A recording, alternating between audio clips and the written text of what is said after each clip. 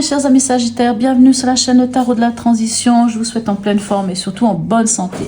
Nous allons effectuer le tirage hebdomadaire pour la semaine qui va du 2 au 8 octobre. Je vous rappelle que mes tirages sont des tirages généraux, ils peuvent ne pas correspondre en tout point à la situation que vous vivez actuellement.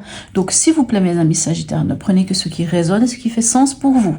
Allez, on va aller voir quel est le message de l'oracle du peuple animal, quel est l'animal totem qui vous suit cette semaine et surtout quel est son message. Allez, nous avons le Sphinx. Waouh, oh, ça me donne même des frissons. Le Sphinx, hein, c'est vraiment celui qui renaît de ses cendres. Qu'est-ce qu'on veut de plus? Mais c'est extraordinaire, hein, magnifique. Et qu'est-ce qu'on vous dit ici? Oublie ton objectif, le but du chemin et le chemin lui-même. J'aime beaucoup cette phrase. Ah, j'avais oublié cette phrase. Alors, allez, comme je vous ai déjà dit, pour cet oracle, c'est vrai, je prends toujours le livre, parce que je trouve dommage de passer à côté des messages. On vous dit que si le Sphinx il vient dans votre tirage, c'est que c'est toujours un cadeau. Il vous pose une question souvent fondamentale, la place que vous occupez sur la Terre, le sens de votre vie. Il peut vous demander si vous êtes vraiment heureux ou vous inviter à transformer votre regard sur le bonheur. Le Sphinx vous sort de la torpeur en vous ramenant à l'essentiel, par sa nature mi-humaine, mi-animale.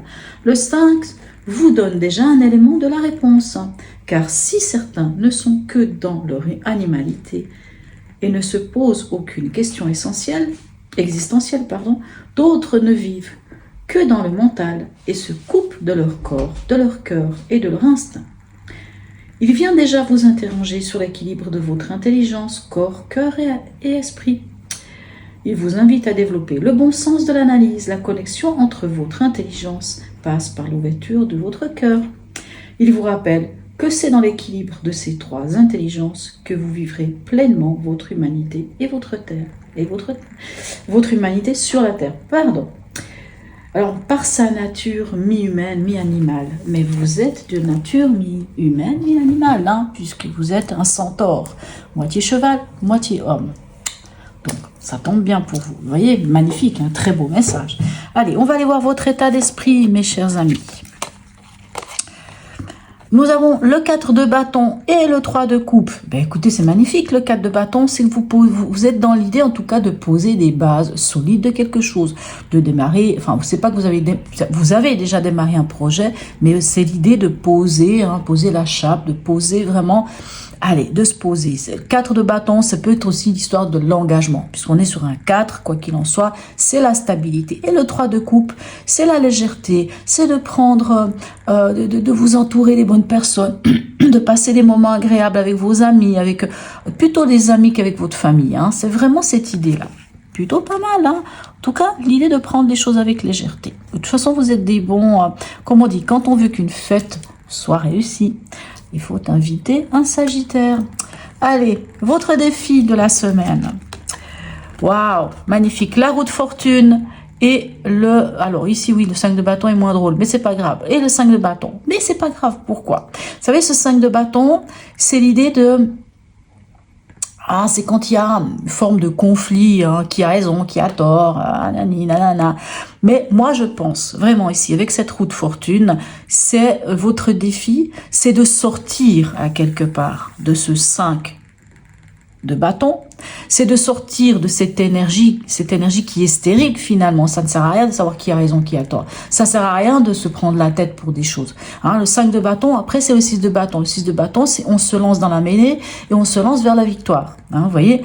Et ici, la roue de fortune, ça peut nous parler des schémas répétitifs. Et pour moi ici, ce 5 de bâton pourrait être une forme de schéma répétitif. Vous sortez des schémas répétitifs. C'est le défi. On sort du schéma répétitif, on fait un virage à 180 degrés, on décide de démarrer un nouveau cycle, on change la donne. Pour moi, vous changez la donne, vous sortez de cet état-là. Émotionnellement et ou sentimentalement, qu'est-ce qu'on a? Un 10 de pentacle et un fou. J'adore. 10 de Pentacle, c'est quoi? C'est un 10 déjà, donc c'est la fin d'un cycle. L'indice de Pentacle, c'est la famille, c'est la famille du sang, la famille du cœur, c'est la réussite aussi. Hein. C'est tout ce qui représente la réussite en fait. On est bien en famille, on est bien entouré, on a les bonnes personnes autour de soi, on a atteint un niveau, au niveau matériel, tout à fait agréable, tout à fait stable, tout à fait bien.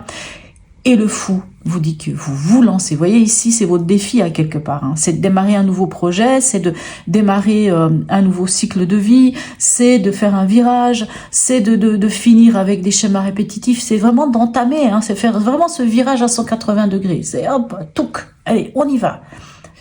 Et pour moi, le 10 de Pentacle avec le fou, il vous dit, allez, vous y allez et vous vous lancez. Le fou, c'est s'être libéré de quelque chose. On prend l'essentiel dans sa vie. C'est vrai que souvent, le fou, il a quoi? Il a juste une besace sur son épaule, là, hein, au bout d'un bâton. C'est-à-dire qu'il a juste l'essentiel de sa vie passée. Il n'a pas grand-chose, mais c'est juste ce qui suffit. Il n'y a pas besoin de plus. Et on avance. On part à l'aventure. Alors, si vous n'êtes pas le signe qui aimait partir à l'aventure, je ne sais pas, vous n'êtes pas Sagittaire. Donc, on y va. Au niveau pragmatique, qu'est-ce qu'on a pour vous? On a le cavalier d'épée et le 10 de coupe. Mon Dieu. Cavalier d'épée. Cavalier d'épée, ça veut dire que vous avez toutes les armes et les ressources nécessaires pour pouvoir convaincre. Convaincre de quoi? Convaincre du bien fondé de tout ce que vous avez accompli dans votre vie. Parce que le 10 de coupe, encore une fois, c'est un 10. Je tiens à préciser, un 10 de pentacle, un 10 de coupe. Le 10, un 10, c'est 1 plus 0, on retourne sur 0. Là, ici, la roue de fortune, c'est un 10. C'est-à-dire un nouveau. On arrive au bout de quelque chose et on démarre quelque chose de nouveau. Sans doute que vous avez les armes nécessaires pour convaincre par rapport à un projet nouveau qui vous tient à cœur. Hein, ou en tout cas l'accomplissement, alors encore le 10 de coupe, ça peut nous parler encore une fois de la famille, du bien-être, de toutes ces choses, hein, c'est l'accomplissement au niveau émotionnel. Ok. On en est où à la fin de la semaine pour vous? Oh, bah dites-moi, franchement, vous avez des 10, 1, 2, 3, 10, 2 10, 10 1 10 de coupe, 1 10 de pentacle, non, un 10 de coupe, un 10 de pentacle, et le 10 ici qui est la roue de fortune, et vous avez un as. Donc comme je vous disais, les 10, 1 plus 0, on tombe sur un as. Et là, vous tombez sur quoi? Vous tombez sur l'as d'épée. L'as d'épée, c'est une nouvelle manière de communiquer, c'est une nouvelle manière de regarder les choses, hein, c'est une nouvelle idée. Hein, l'as de coupe, l'as d'épée, c'est un peu eureka. Hein, on trouve quelque chose, une nouvelle idée, un nouveau truc. On va vers quelque chose de nouveau. Et en plus, on a le 9 de coupe. Le 9 de coupe, c'est quoi? C'est la satisfaction, c'est le bonheur. Écoutez, bon, moi, je me passe de commentaires. Ces cartes, elles sont magnifiques. Et qu'est-ce que ça fait du bien de voir des cartes aussi belles pour vous, mes amis Sagittaires. Allez, un dernier message ici de notre ami. Ah ben, écoutez, on continue. Tarot des anges, on a le 10 de l'émotion, c'est-à-dire le 10 de coupe. Une vie est une bénédiction, car votre vie est une bénédiction, car vous êtes entouré d'une famille merveilleuse et aimante. Je vous l'ai déjà dit avec le 10 de pentacle. Là aussi, je vous parlais de la famille. Voilà, bref. Et aimante. Un grand bonheur et un épanouissement émotionnel se profilent à l'horizon. Vous vivez en parfaite harmonie avec les êtres qui vous sont chers. Vous savez pardonner, comprendre et être gentil avec votre entourage qui, en retour, vous voue un amour inconditionnel. Bon, je pense que le message, il est assez clair pour vous. Vous êtes d'accord? Donc, on vous parle ici de bonheur. On vous parle ici de bonheur. On vous parle ici d'accomplissement. On parle ici que vous sortez des conflits incessants, de vouloir avoir ceci, de vouloir avoir cela, de vouloir tirer la couverture à soi, de vouloir avoir raison, de vouloir je ne sais pas quoi. On sort de tout cet état-là. Vous vous libérez, vous avez le fou, vous vous libérez émotionnellement, vous vous libérez de quelque chose. De quoi? Il n'y a que vous qui savez.